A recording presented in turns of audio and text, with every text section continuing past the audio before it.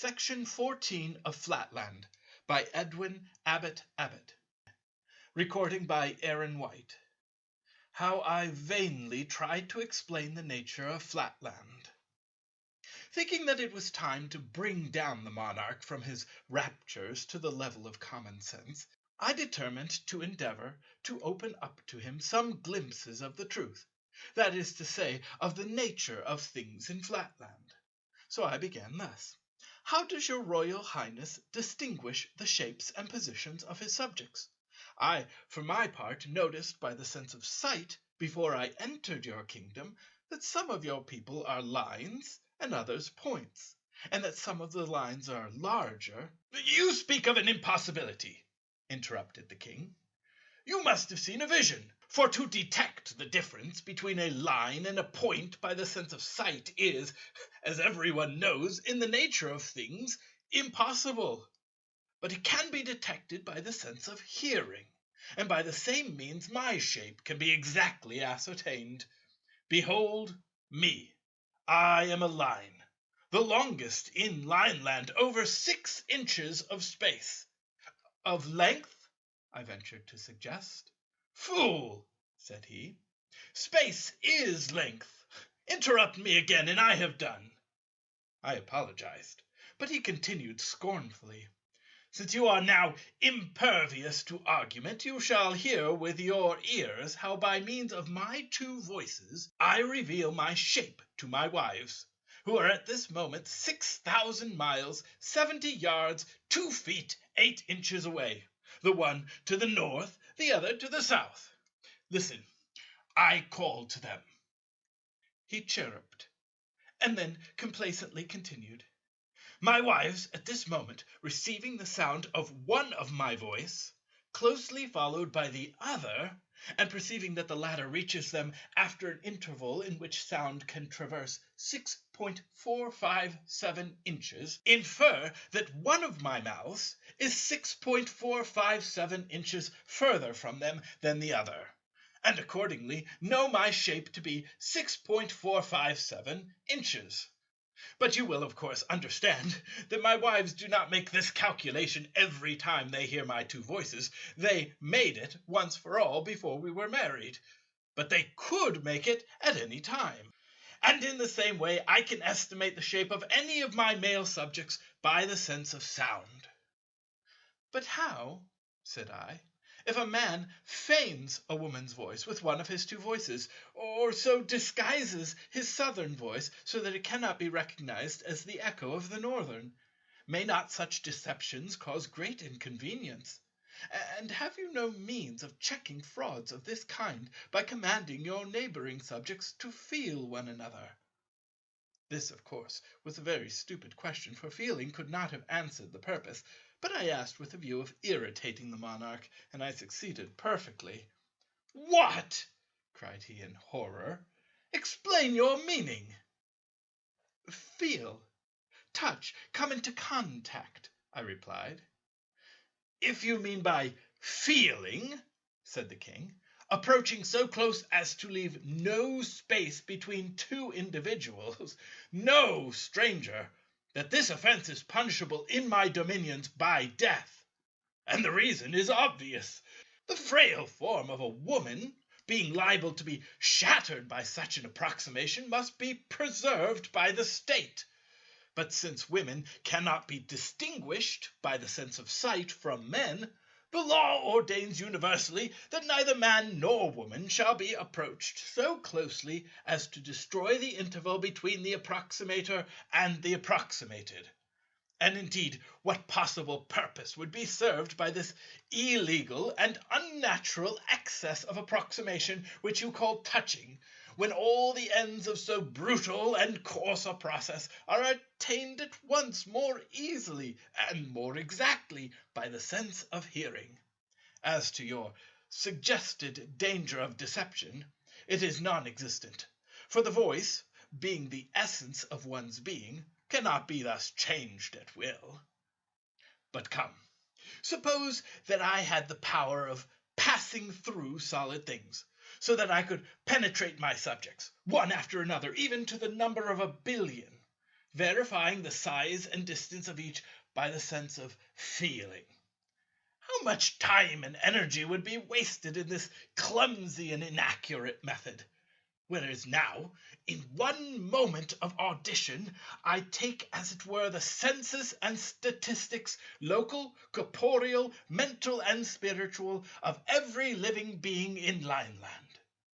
Hark, only hark. So saying, he paused and listened, as if in an ecstasy, to a sound which seemed to me no better than a tiny chirping from an innumerable multitude of Lilliputian grasshoppers. Truly, replied I, your sense of hearing serves you in good stead, and fills up many of your deficiencies. But permit me to point out that your life in Lineland must be deplorably dull. To see nothing but a point, not even to be able to contemplate a straight line, nay, not even to know what a straight line is, to see, yet to be cut off from those linear prospects which are vouchsafed to us in Flatland. Better surely to have no sense of sight at all than to see so little. I grant you, I have not your discriminative faculty of hearing, for the concert of all Lineland which gives you such intense pleasure is to me no better than a multitudinous twittering or chirping. But at least I can discern by sight a line from a point. And let me prove it. Just before I came into your kingdom, I saw you dancing from left to right, and then from right to left, with 7 men and a woman in your immediate proximity on the left, and 8 men and 2 women on your right. Is not this correct? It is correct, said the king, so far as the numbers and sexes are concerned, though I know not what you mean by right and left. But I deny that you saw these things, for how could you see the line, that is to say, the inside of any man? But you must have heard these things, and then dreamed that you saw them. And let me ask what you mean by those words, left and right. I suppose it is your way of saying northward and southward? Not so, replied I. Besides your motion of northward and southward, there is another motion which I call from right to left. King. Exhibit it to me, if you please, this motion from left to right. I. Nay, that I cannot do unless you could step out of your line altogether. King. Out of my line? Do you mean out of the world, out of space? I. Well, yes, out of your world, out of your space. For your space is not the true space. True space is a plane, but your space is only a line. King. If you cannot indicate this motion from left to right by yourself moving in it, then I beg you to describe it to me in words. I. If you cannot tell your right side from your left, I fear that no words of mine can make my meaning clearer to you. But surely you cannot be ignorant of so simple a distinction. King. I do not in the least understand you. I. Alas, how shall I make it clear? When you move straight on, does it not sometimes occur to you that you could move in some other way, turning your eye round so as to look in the direction towards which your side is now fronting? In other words, instead of always moving in the direction of one of your extremities, do you never feel a desire to move in the direction, so to speak, of your side? King. Never. And what do you mean? How can a man's inside front in any direction? Or how can a man move in the direction of his inside? I. Well, then, since words cannot explain the matter, I will try deeds, and will move gradually out of Lineland in the direction which I desire to indicate to you. At the word, I began to move my body out of Lineland. As long as any part of me remained in his dominion and in his view, the king kept exclaiming, I see you still. You are not moving. But when I had at last moved myself out of his line, he cried in his shrillest voice, She is vanished! She is dead! I am not dead, replied I. I'm simply out of line land, that is to say, out of the straight line which you call space, and in the true space, where I can see things as they are.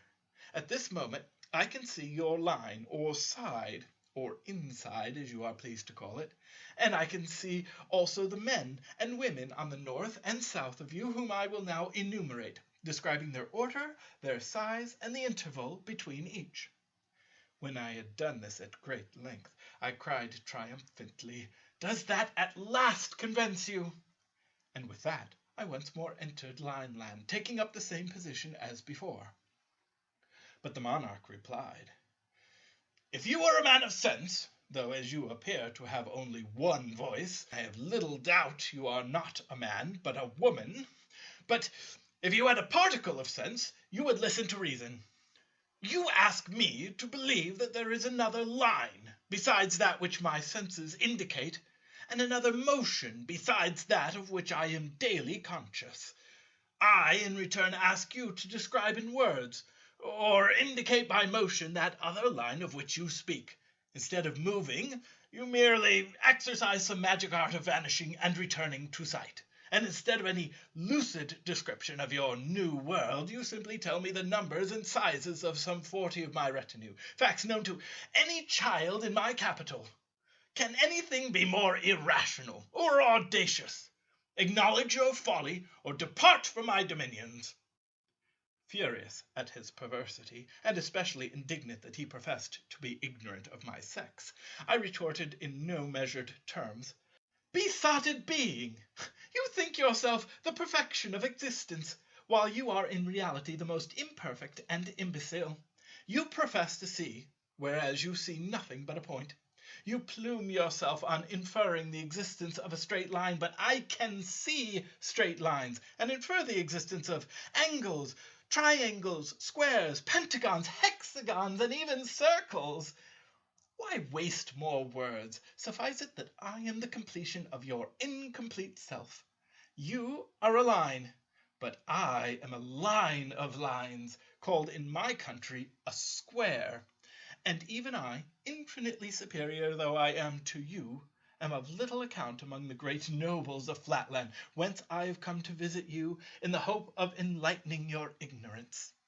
Hearing these words, the king advanced towards me with a menacing cry, as if to pierce me through the diagonal, and in that same movement there arose from myriads of his subjects a multitudinous war cry, increasing in vehemence, till at last methought it rivalled the roar of an army of 100,000 isosceles and the artillery of 1,000 pentagons.